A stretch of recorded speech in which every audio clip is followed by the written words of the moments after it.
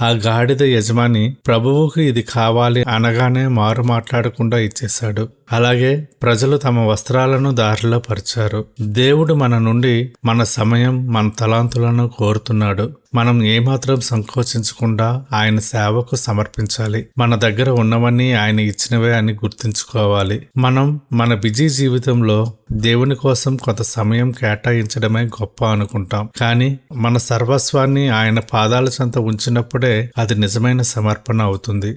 యెరూషలేము ప్రజలు ఆదివారం హోసన్నా అని అరిచారు. కానీ అదే వారం చివర్లో సిలువ వేయము అని అరిచారు. మన భక్తి పరిస్థితులపై ఆధారపడి ఉండకూడదు. మేలు జరిగినప్పుడు స్తుతించడం, కష్టం రాగానే దూషించడం సరైనది కాదు. ఎల్లప్పుడూ నిలకడైన విశ్వాసంతో ఉండాలి. చాలామంది అద్భుతాలు జరిగినప్పుడు భక్తిగా ఉంటారు, కానీ చిన్న శోధన రాగానే దేవుడిని వదిలేస్తారు. ఈ సంఘటన మనకు స్థిరమైన విశ్వాసం కలిగి ఉండాలని హెచ్చరిస్తుంది. మనం ప్రార్థనలో కేవలం ఆర్థిక లాభాల కోసం, ఆరోగ్యాల కోసమే అడుగుతుంటాం. కానీ మన ఆత్మీయ స్థితిని మార్చుకోవడానికి ప్రాధాన్యత ఇవ్వాలి. మనకు ఏది అవసరమో ఆయనకు తెలుసు. మనం లోక సంబంధమైన దీవెనల కంటే పరలోక సంబంధమైన రక్షణకు ప్రాధాన్యత ఇవ్వాలి. మన అవసరాలు తెలిసిన దేవుడు మన అవసరాలను తానే తీరుస్తారు.